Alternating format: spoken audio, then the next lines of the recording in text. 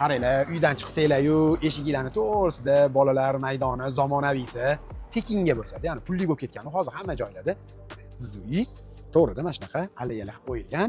Bu Hasanboy Yunusobod rayoniga kiradi. Sizlarga ko'rsatadigan uyimiz kerak.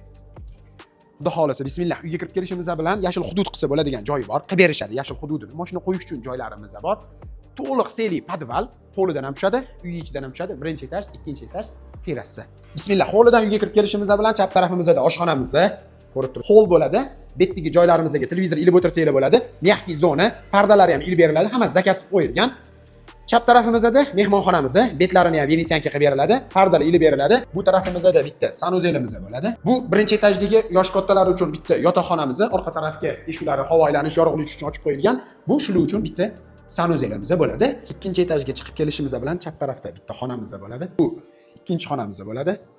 Bu o'rtada bitta sanuzelimiz bo'ladi, vannali variantda. Yana bitta xonamiz, shkaflari bo'ladi.